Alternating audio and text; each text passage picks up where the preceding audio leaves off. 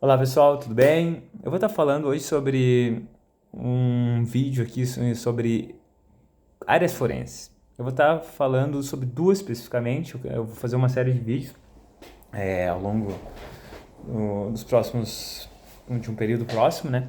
E hoje vai ser sobre psiquiatria e psicologia forense.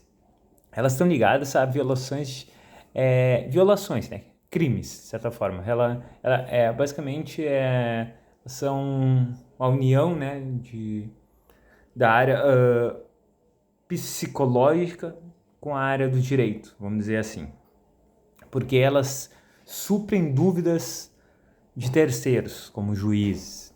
É aí que, resumidamente, desculpa, resumidamente se situam as duas. Vamos lá. Elas estão ligadas, então, às violações éticas da lei e da moral. Elas buscam saber se o criminoso, por exemplo, né? Saber se o criminoso tinha o discernimento, por exemplo, na psiquiatria, vou estar falando disso para vocês. No caso lá de sanidade mental, né?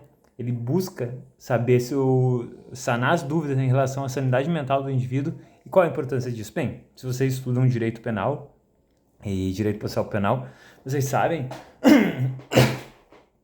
a enorme importância, né, pessoal, que tem essa questão, porque com um laudo de sanidade mental você consegue majorar, você consegue diminuir, você consegue isentar a pena de um indivíduo. A gente tem diversas situações, né, aquela embriaguez onde você foi obrigado a beber, um indivíduo ao qual não tem nenhum discernimento da realidade, foi lá e matou outra pessoa e nem sabe que fez isso. Então é muito importante o laudo de sanidade mental dado pelo psiquiatra forense, né? Pela psiquiatria forense. Então, pessoal,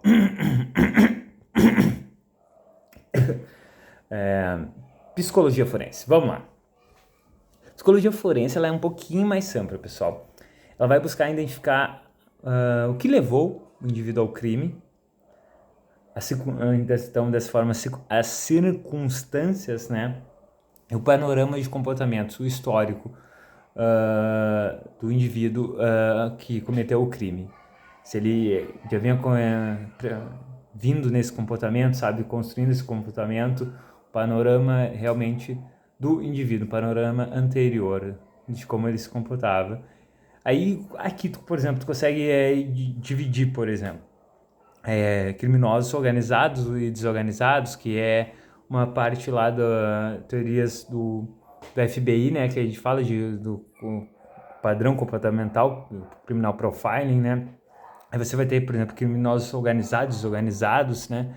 Os organizados normalmente vão estar ligados àqueles rompantes de raiva, sabe, rompantes de impulsividade, sabe, são criminosos, como o nome já diz, menos capacidade de organização cognitiva. Você vai ter, por exemplo, nos criminosos organizados, normalmente mais bem-sucedidos, onde conseguem construir, organizar a estrutura, sabe? Planejar de forma melhor, normalmente é um crime planejado. E o que mais que eu quero dizer para vocês sobre a psicologia forense? Eu quero dizer isso aqui, pessoal. Ela vai ficar, então, principalmente no diagnóstico psicocriminal e aconselhamento psicossocial na vara penal, as áreas de atuação, né, da psicologia forense. Na mediação de casais sem litígio, em tratamento de vítimas de violência doméstica e no criminal profiling, né, essa análise aí de criminosos e toda a estrutura que levou e os leva e padrão de comportamento, né, se ele fez aquilo, por que ele fez. A gente tem na psicologia forense, não é a intenção do vídeo, mas se a gente quisesse mais profundamente, né, pessoal, aqui tem nas teorias de comportamento, a gente tem diversas situações, por exemplo, no caso de um homicídio, esconder o corpo ou deixar o corpo onde tu matou exposto ali. Isso quer dizer muito, sabe, até sobre a relação do indivíduo com a vítima, sabe, se ele conhecia a vítima ou não, se ele planejou ou não. Ele desfigurou a vítima. Isso tá ligado ao quê? Tá ligado a um padrão, por exemplo, desorganizado, um padrão de rompante ali, de raiva, um padrão de um crime que, como eu falei, foi impulsivo, não foi, como é que se diz, não foi planejado. Normalmente, por exemplo, criminosos mais organizados não fazem esse tipo de coisa. Por exemplo, criminosos ao qual estupram suas vítimas depois de mortos, normalmente são criminosos desorganizados, porque eles não têm esse controle do indivíduo, sabe, de garantir que aquele indivíduo não vai reagir contra ele. Então, a gente vai ter essas necrofilias, né, de indivíduos vamos dizer, menos capacitados cognitivamente, mais desorganizados, enfim. E, por exemplo, só para conceituar, assim, explicar bem, se a gente pegar, por exemplo, o maníaco do parque, você vê que ele cometia o crime sempre no mesmo local, enfim, fazia sempre do mesmo jeito, levava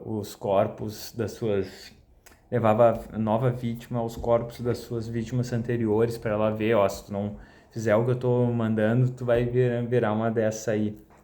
Enfim, acabavam virando, né? Mas é uma característica de um tipo de criminoso.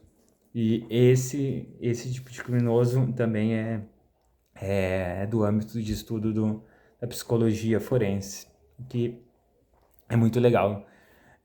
Se a gente pegar agora um criminoso oposto, por exemplo, Ted Bundy, bem sucedido, família, rapaz bonito, vida bem estruturada, pessoas gostavam dele, mas enfim, ele era um super assassino, né? Matou aí várias mulheres. E ver que Ted Bundy, outra característica interessante da psicologia forense também estuda essa relação, desculpa pessoal, maternal-paternal que existe, né? Por exemplo, Ted Bundy, uma curiosidade, ele matava mulheres ao qual pareciam de certa forma com a sua mãe, tinha o cabelo divididinho aqui no meio e eram universitárias, né? Porque, enfim, tem a situação com a mãe dele, que tinha um cabelo dividido e era universitária, e daí teve toda uma situação de abandono ali, etc.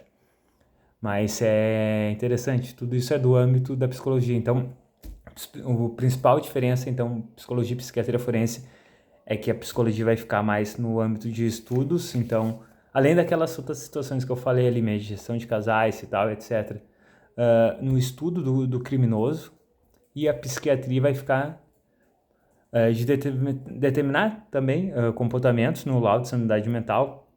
Eu poderia trazer aqui para vocês podem pesquisar também. Vocês vão ver que ele vai trazer uma série de padrões de comportamento, vai trazer, esse é um indivíduo que apresenta um retardo mental, esse é um indivíduo que é impossível, não sei o que, não sei o que, não sei o que. Tudo isso ela vai analisando e analisa até aspectos, sabe, tipo auditivos, de visão, de acuidade, de responsividade. Então, o laudo de sanidade mental ele vai analisar uma série de características até sensoriais. Para que isso? Para no final você conseguir dizer com 100%, 99% de certeza, né, que aquele indivíduo tinha consciência da sua ilicitude ou não. Então, são coisas bem diferentes, de certa forma, apesar de utilizarem métodos similares, né, psicologia e psiquiatria forense, elas acabam se destinando a coisas completamente diferentes, mas ambas são essenciais, né? E é isso, pessoal, que eu queria falar para vocês. Muito obrigado, valeu, abração, deixa o like, curte aí, se inscreve no canal que você ajuda muito esse canal a crescer.